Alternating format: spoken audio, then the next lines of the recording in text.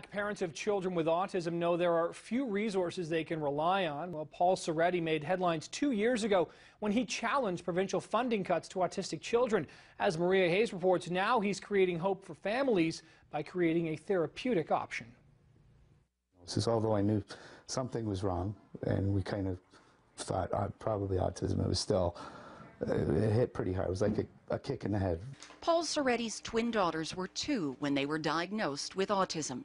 We're told that they need this early intervention because the earlier they get it, the better chance they have to develop to their full potential. But then they tell you, well, you have to go on this wait list for 1 year, 2 years, maybe 3 years. Their wait was 1.5 years. A single father on disability, Paul relied on provincial funding for Delaney and Mackenzie's therapy. The home-based treatment was conducted by the Behavior Institute.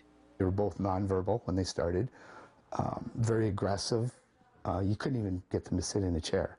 The sessions went 6 days a week, totaling 36 hours, at a cost of $60,000 per child. But the improvements were significant. Both girls began developing language.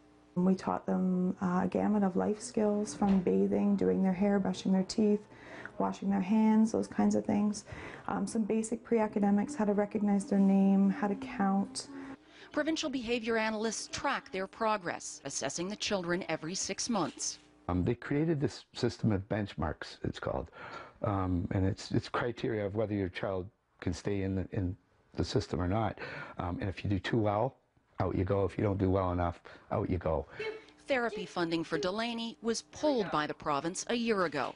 Mackenzie's continued until recently. They come in and do an assessment for, 45 minutes, and they totally ignore what the provider says and the therapists say, and they say, oh, they're not progressing. Out they go.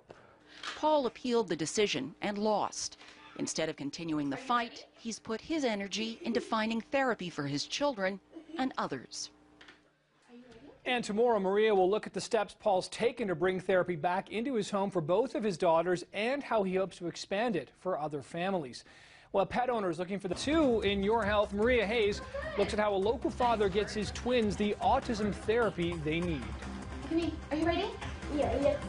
This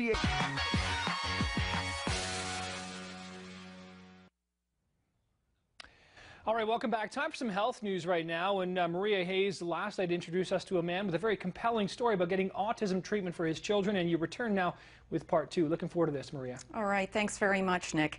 Well, we did introduce you to Hamilton father Paul Soretti. He took on the province after it cut funding for critical therapy needed by his twin daughters.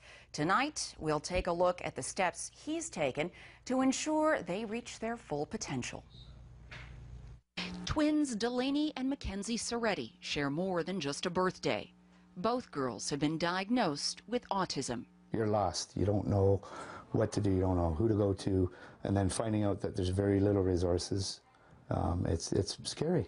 After years of government-subsidized therapy through the Behavior Institute, the province determined Delaney wasn't progressing. Funding for her therapy was cut. Paul spent 3 years fighting the decision, only to lose. Weeks ago, the family suffered another blow. Now they've come in and did an assessment on Mackenzie, and apparently now she's not progressing all of a sudden, so she's out. Provincial experts saw no advancement, but Paul sees potential. They're both very smart. I think they both have photographic memories because they never forget anything. And they have this inside of them, and it's our job to get it out. It's like they're trapped. A single father on disability, Paul couldn't pay the annual $60,000 therapy fee for each child. So he took the expertise of the Behavior Institute and paired it with psychology students from McMaster, who volunteered for training. And before I knew it, they were coming in like crazy. It was I think we had 33 or 34 volunteers show up, which just blew me away. I knew it was going to work from there. McMaster student Rachel Hardy is helping establish the volunteer organization. But it's a great opportunity for students to come and do this, to get experience in the field that they might want to work with. The Behavior Institute training is tailored to meet the specific needs of both Delaney and Mackenzie. We're just giving them a basic level training in applied behavior analysis, the basic principles, the things that they're going to need to work with that child effectively. That's what we're giving them. That training, between $6,000 and $7,000, is the only cost. And while the therapy isn't as intense or extensive as it once was, Paul is thrilled to see his daughters improve their skills. In an effort to share this opportunity, he's established the Autism Assistance Program.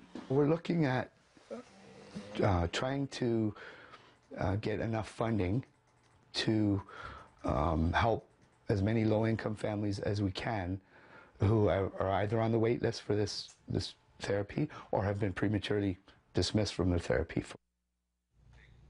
Paul Soretti's organization is now in the process of applying for nonprofit status.